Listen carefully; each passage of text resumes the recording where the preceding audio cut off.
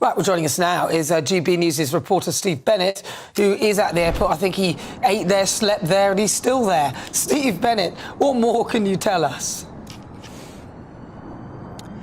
Anna, hello to you. Hello, everyone. Yes, I've been here a long time, and I've had two very different days. Yesterday, the place was deserted. There was no one here as a result of that shutdown. No planes in the sky. Didn't see a single plane all day long.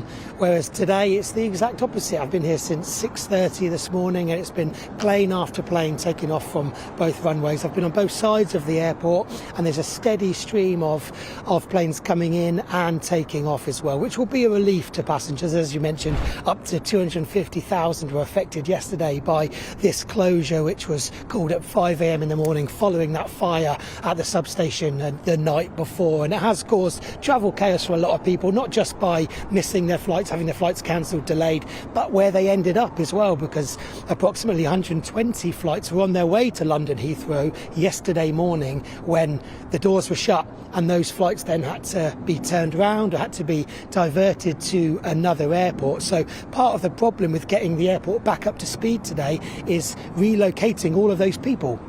The planes, the crew, the passengers, they're all not where they should be. So last night, British Airways started 8 long-haul flights. That started at 7 o'clock last night. They were the first planes to depart here from London Heathrow. And then there were other flights to repatriate the people that I just mentioned, crew, staff, passengers, to make sure that they can get the airport up to speed. But as you mentioned, we haven't seen this kind of shutdown of London Heathrow since COVID. And then before that, in 2010, when we had that volcano in Iceland, if you remember, all the ash that was spouted out into the sky caused devastation. £130 million it cost the aviation industry per day. So I can't imagine the cost of this, but there's been some very disgruntled passengers who've been scattered all over the globe and haven't been able to make their flights. So the advice then for people travelling to Heathrow Airport, what is it?